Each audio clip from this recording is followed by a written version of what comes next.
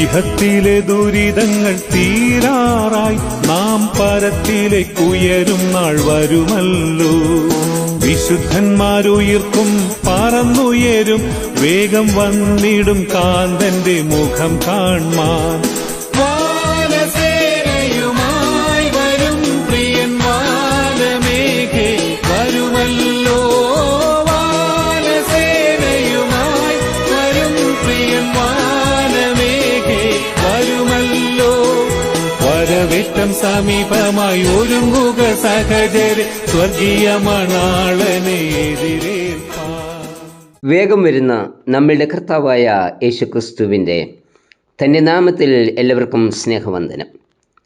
യോഹന്നാൻ കേട്ട ഒരു മഹാശബ്ദമാണ് വെളിപ്പാട് 21:3. ഇതാ മനുഷ്യരോടുകൂടി ദൈവത്തിൻ്റെ കൂടാരം, അവൻ അവരോട് കൂടെ വസിക്കും, അവർ അവൻ്റെ ജനമായിരിക്കും. അതെ, തൻ്റെ ജനത്തോടുകൂടി വസിക്കുന്ന ദൈവം. ഇസ്രായേൽ ജനതയ്ക്ക് നിയമം നൽകിക്കൊണ്ട് ദൈവം പറയുന്നത്, ഞാൻ എൻ്റെ സിംഹാസനം നിങ്ങളുടെ ഇടയിൽ ആക്കും, ഞാൻ നിങ്ങളുടെ ഇടയിൽ സഞ്ചരിച്ചു കൊണ്ടേയിരിക്കും. ലേവ്യ പുസ്തകം 26:11-12 വാക്യങ്ങൾ. ദൈവം നമ്മളുടെ മധ്യേ വസിക്കും എന്നത് പ്രവാചക ദൂതാണ്. സക്രിയ 2:10 യഹോവയായി ദൈവം അരുളി ചെയ്യുന്നത്, സിയോൻ പുത്രിയെ ഘോഷിച്ചുല്ലസിച്ച് സന്തോഷിക്കുക, ഇതാ ഞാൻ വരുന്നു, ഞാൻ നിന്റെ മധ്യേ വസിക്കും. ഇവിടെ 3 ചിന്തകൾ ഈ പ്രഭാതത്തിൽ പങ്കുവെക്കുവാൻ താല്പര്യപ്പെടുന്നു. 1, നമ്മോടൊപ്പം വസിക്കുന്ന ദൈവം.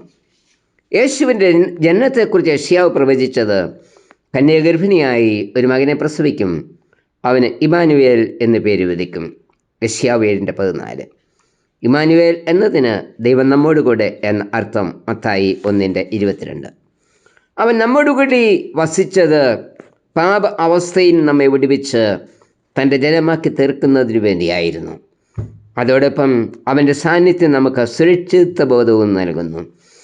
ഈ സുരക്ഷിതത്വം അനുഭവിച്ച ദാവീദ് പറയുന്നത്, അവൻ എൻ്റെ വലത്തുഭാഗത്തുള്ളത് കൊണ്ട് ഞാൻ കുലുങ്ങിപ്പോകുകയില്ല. സങ്കീർത്തനം 16:8. നമ്മോടൊപ്പം വസിച്ച് തൻ്റെ ശുശ്രൂഷ പൂർത്തീകരിച്ച് ഈ ഭൂമിയിൽ നിന്ന് മടങ്ങിപ്പോകുന്നതിന് മുൻപ് യേശു ശിഷ്യന്മാരോട് പറഞ്ഞു, ഞാൻ നിങ്ങൾക്ക് സ്ഥലമൊരുക്കുവാൻ പോകുന്നു.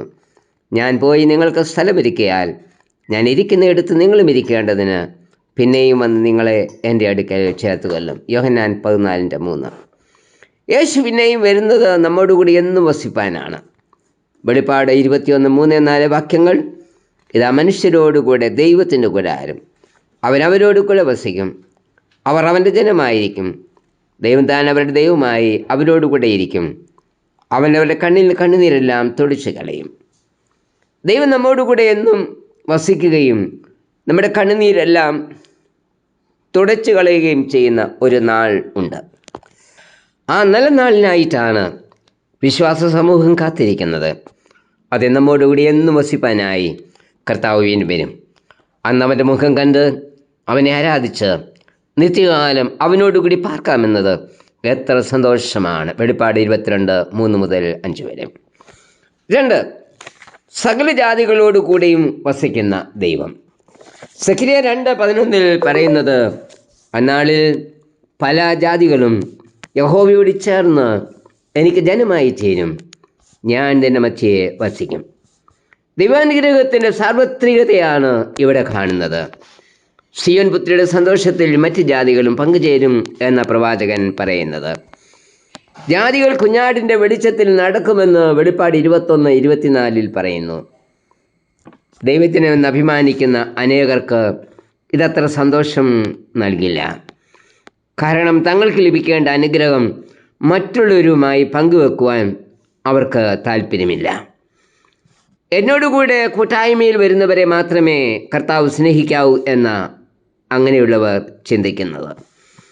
മറിച്ചായിരുന്നുവെങ്കിൽ ഇന്ന് വിശ്വാസികൾ തമ്മിലും സഭകൾ തമ്മിലുമുള്ള എത്രയോ പ്രശ്നങ്ങൾ പരിഹരിക്കപ്പെടുമായിരുന്നു.